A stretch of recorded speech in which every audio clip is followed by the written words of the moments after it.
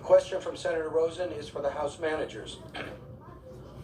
During the President's phone call with Ambassador Sondland, he insisted there was no quid pro quo involving the exchange of aid and a White House meeting for an investigation. But he also said, according to Sondland, that the stalemate over aid will continue until President Zelensky announces the investigations. Isn't that the definition of the exact quid pro quo that the President claimed didn't exist?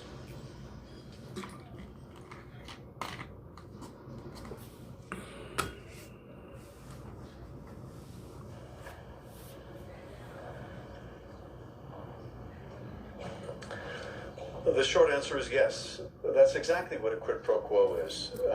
When someone says, I'm not going to ask you to do this, but then says, I'm going to ask you to do this, that's exactly what happened here. Sondland calls the president, and the first words out of his mouth are no quid pro quo. Now that's suspicious enough. When someone blurts out what we would find out is a false exculpatory. But then the president goes on nonetheless to say no quid pro quo. At the same time, Zelensky has got to go to the mic to announce these investigations. That's the implication. And he should want to do it.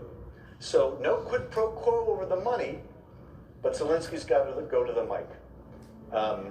And if you have any question about the accuracy of that, you should demand to see Ambassador Taylor's notes, Tim Morrison's notes, and of course, Sondland goes and tells Ukraine about this coupling of the money in order to get the investigations. And let me just, if I can, go through a little of the history of that.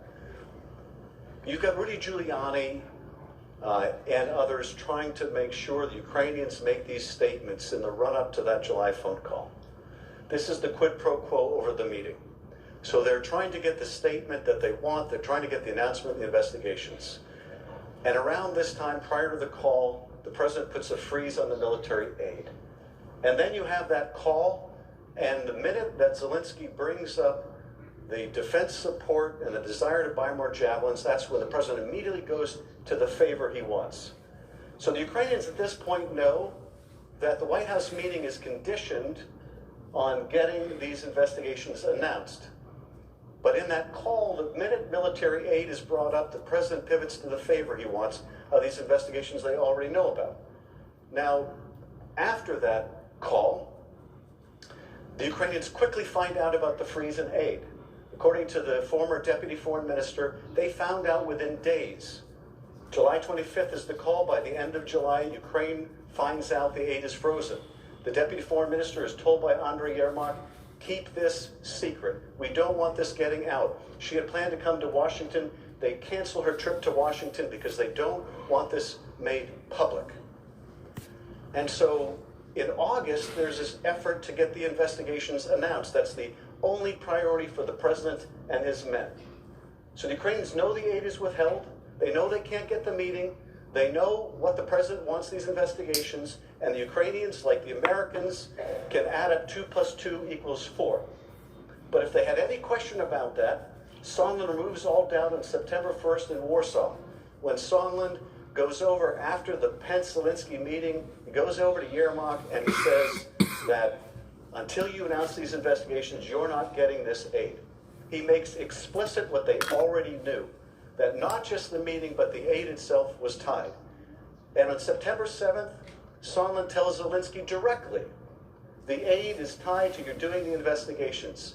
And it's at that point, on September 7th, when Zelensky is told by Sondland directly of the quid pro quo, that Zelensky finally capitulates and says, all right, I'll make the announcement on CNN. And then the president is caught. The scheme is exposed. The president is forced to release the aid. And what does Zelensky do? He cancels the CNN interview because the money was forced to be released when the president got caught. But that's the chronology here. Let's make no mistake. Ukrainians are sophisticated actors. As one of the witnesses said, They found out very shortly after the hold. The Ukrainians had good tradecraft. They understood very quickly about this hold. And what would you expect when you're fighting a war and your ally is withholding military aid without explanation, and the only thing they tell you that they want from you are the announcement of these investigations? And if it wasn't clear enough, they hammered them over the head with it. They told Yermak on September 1st, you're not getting the money without announcing these investigations. They tell Zelensky himself on September 7th, you're not getting the money without these investigations. And finally, the resistance of this anti-corruption reformer, Zelensky, is broken down. He desperately needs the aid. Finally, the resistance is broken down. All right, I'll do it. He's going to go on CNN. Manager. Mr. Chief Senator Justice. from Kansas. Thank you, Mr. Chief Justice. I have a message to be sent to the desk, a question, and it's on my behalf, on behalf of Senator Rubio,